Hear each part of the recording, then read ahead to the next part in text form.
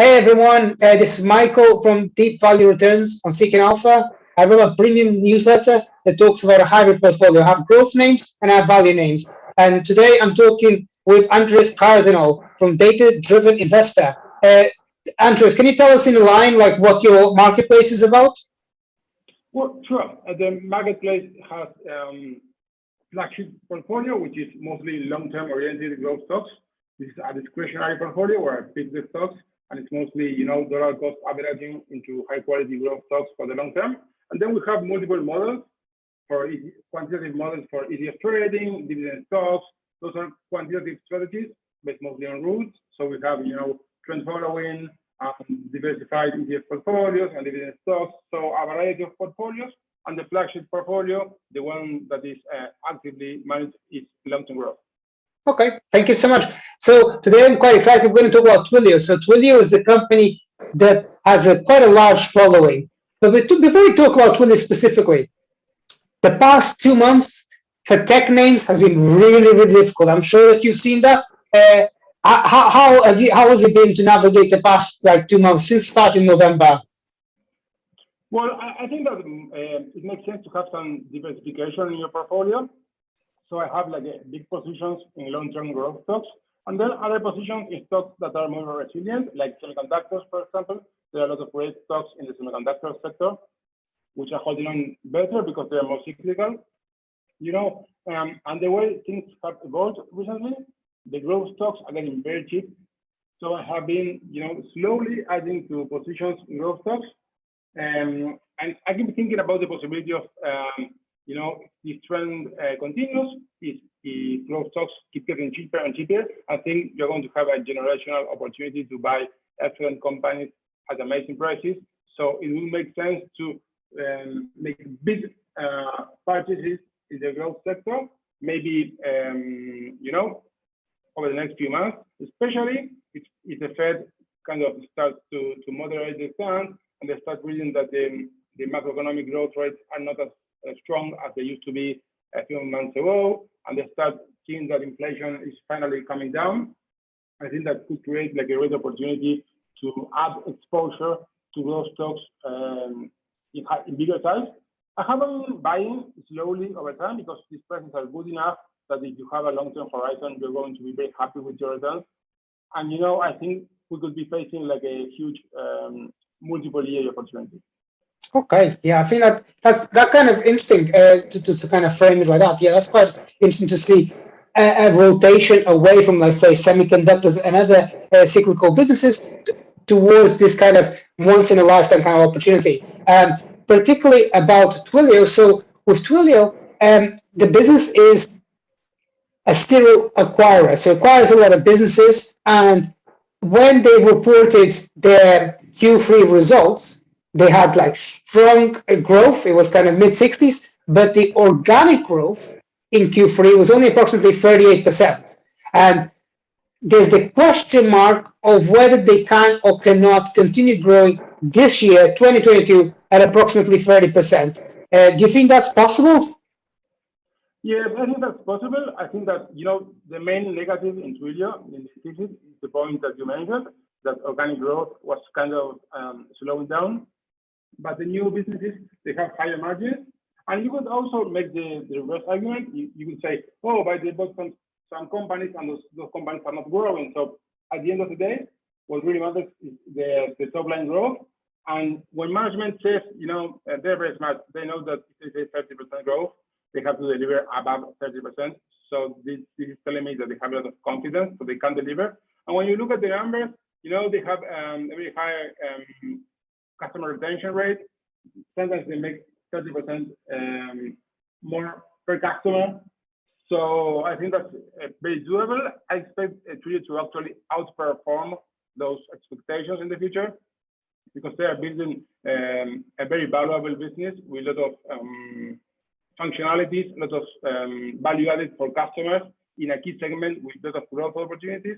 So I think that, yes, it's very possible that Twilio is going to beat those expectations. Yeah, when you talked about the net retention rate being quite high, kind of close to 100%, it's quite interesting because essentially what Twilio does is like a platform that developers can build on top to make the communications, to be able to, it's so entrenched. Once you kind of get the whole of a developer team to kind of build the code on top of it, it's really sticky. Is that how you see Twilio as well? Yes, absolutely. Because one critical consideration is, okay, what are the competitive advantages here? Because the industry is going to grow, so you have to wonder if the competition can hurt them.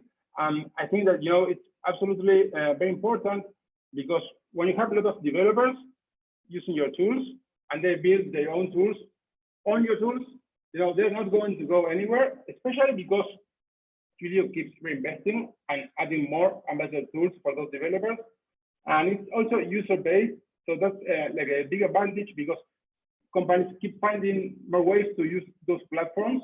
So once you have a customer and that customer starts seeing the value, they build more things and they use those tools more. So it's kind of a great business model, because you don't need to just find new customers.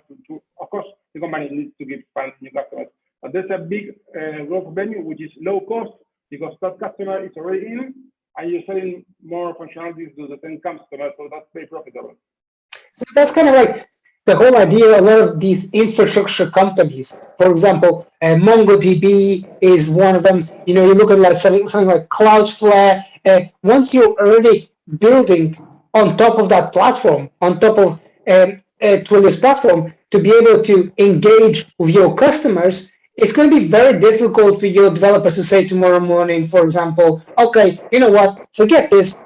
We're going to scrap this platform that we've got here, and we're going to go with, for example, one of the Polish companies that I follow called Live Chat. They kind of do quite similar to what Twilio does, and kind of so it's quite difficult once you kind of get stuck with one of them. It's quite difficult to kind of migrate to something else. One of the key arguments that a lot of people have said about Twilio is that last year in 2020. They were doing really well. They were moving towards profitability. But in 2021, we've only got the results so far for the first 9 months of 2021. So up until Q3, they were cash flow negative. So they went from cash flow positive to cash flow negative. Is that something that investors should think about?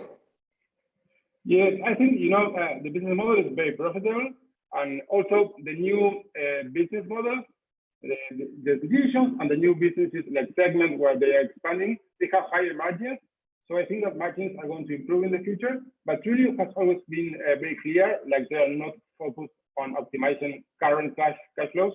It's kind of what Amazon used to do for many years, kind of capturing the big long-term opportunity. And the market is kind of afraid of those kind of companies in this environment, because there's all the discussion about the Fed and rising inflation, and there's like a flight to safety. The market is focusing more on the companies that generate predictable cash flows. So I have like a lot of confidence that Twilio can generate expanding margins and improving cash flows in the years ahead. But the pattern, is low visibility, because management has been very clear that they're not going to focus on maximizing current cash flows. So you can never know for sure if they don't want to, invest in different areas and keep burning cash in the meantime. So that's it, like an uncertainty driver for the stock price. It's going to be a reason for volatility. Not very worried about the long-term implications, because I think that in the long term, Twilio is going to massively improve its profits. But in the short term, yes, for sure, that's going to be a risk factor for investors.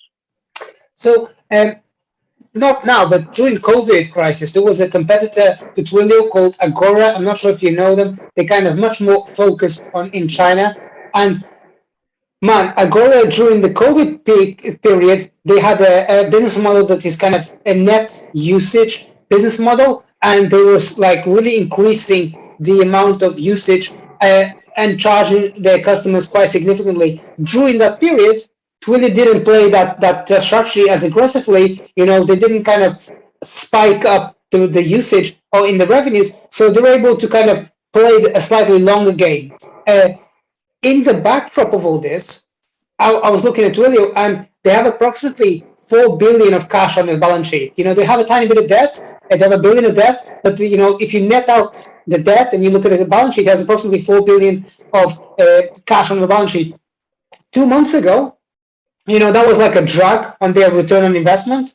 But right now, with so many kind of opportunities, kind of, share prices have fallen so significantly, that's clearly something positive that people should think about, right? From the investor perspective, that you have a net cash balance sheet and that you're going to be able to buy more businesses. Do you think about that at all? Yes, absolutely. First of all, it means that the company doesn't need to issue a lot of shares to get more cash. So it's good to have a strong balance sheet in this environment when stock prices are under a lot of pressure.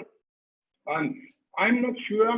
I think that probably Twilio should slow down on big acquisitions for a while, digest the recent deals that they made and focus more on streamlining current operations. But it's very important to have a flexibility because as the company is expanding into new areas, for example, I was reading about some new applications.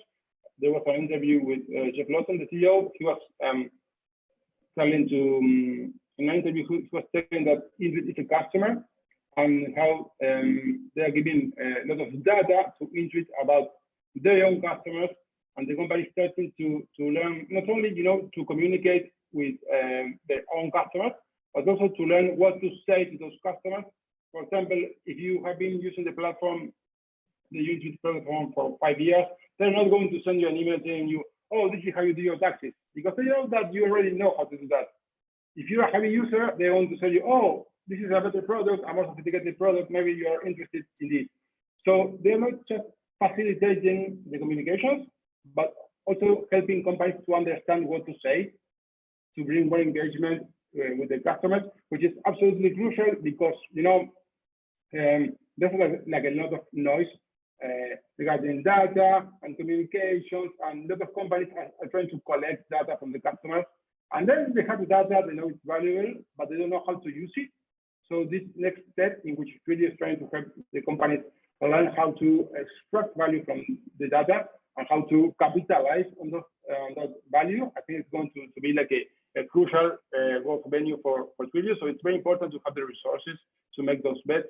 And it's good to have, strong cash in the balance sheet.